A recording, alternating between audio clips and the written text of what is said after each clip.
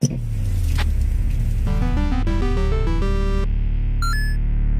the grand tradition of Half-Life, Axiom Verge stars a scientist in trouble who embarks on a sci-fi quest that has absolutely nothing to do with the title of its game.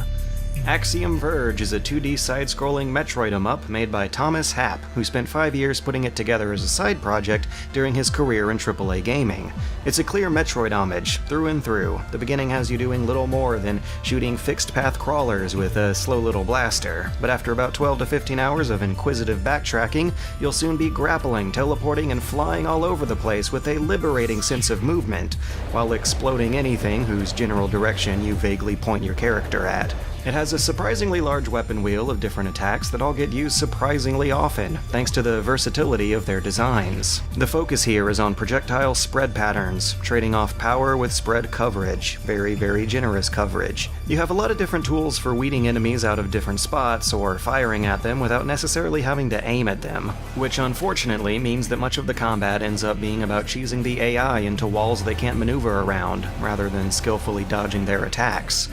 You have a great weapon selection, and enough depth to where different weapons work best for different enemies, but the technical execution falls flat.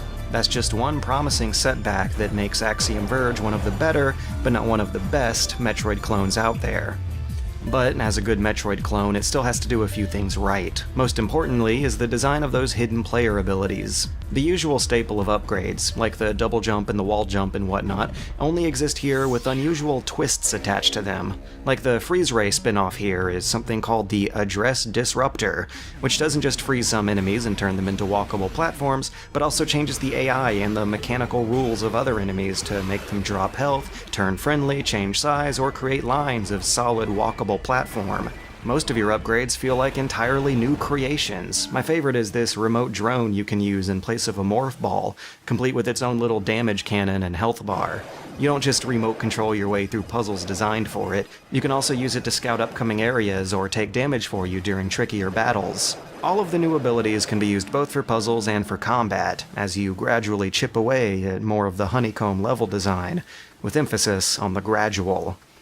I get that this kind of level design necessitates a lot of progress blocks, but Axiom Verge throws more dead ends at you than a suburban road map, which is fine for the first half, where I found my mental notes were still keeping me breaking into old places with new abilities efficiently, but during the second half, when the amount of uncovered map doubled, I got lost. A lot.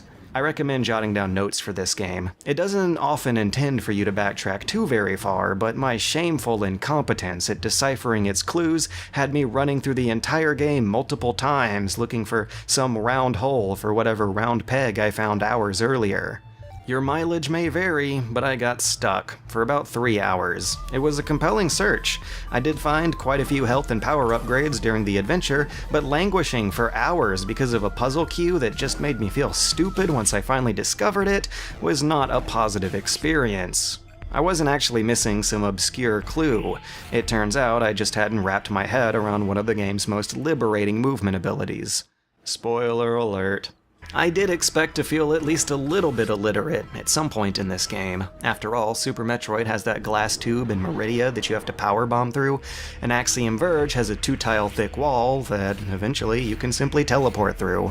That comparison to Metroid is inevitable, because the red bubbles, the lethal fruit loops, and pretty much everything about Axiom Verge is a commemoration to Metroid.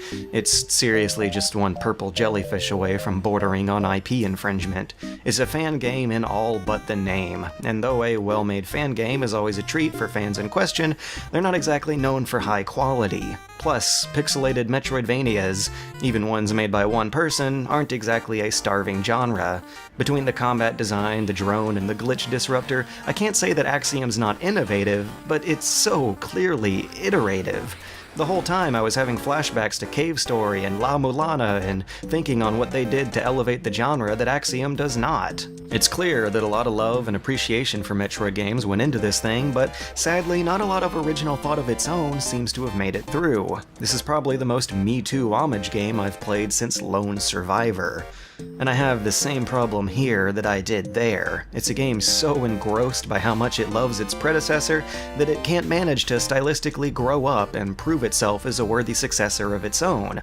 While so many great indie Metroidvanias out there are going to be remembered in context of their own unique styles, Axiom Verge will forever be remembered by how it is or is not like Super Metroid. And Super Metroid was more than just a series of progressively complicated combat abilities hidden in a retroactively unlocked map. It was more than a backtracky time sink with catchy music. It's fine that it was those, and it's fine that that's what Axiom Verge is as well, but Super Metroid was also a pivotal moment in gaming history where developers figured out how to do moody atmosphere and wordless storytelling despite their heavy tech limits and the game's open-ended level design. In comparison to Samus and her cheesecake endings, the sideburns of Axiom Verge have as much personality as a wet rag. The story makes as much sense as my health insurance. I kept questioning whether or not this writing was supposed to be serious or comedy. The glitch punk pixel art style looks like a mess most of the time, which only serves to make the few nicely built areas a harsh stylistic contrast. At least the soundtrack made it out okay. There's some great music in there, for what that's worth. I said earlier that it was one of the better Metroidvanias, but it's far, far from being one of the best. It still evokes the timeless satisfaction of uncovering secrets that, for the most part, give you just enough clues to make you feel smart. It elicits a slow-burning power trip as you gradually come to memorize and master these levels, while your character grows into an overpowering and versatile little speedy tank. But when it comes to the matter of stringing all those feelings together into an efficient map, or contextualizing all that combat, exploration, and backtracking with its own likable style, this game remains only at the verge of greatness.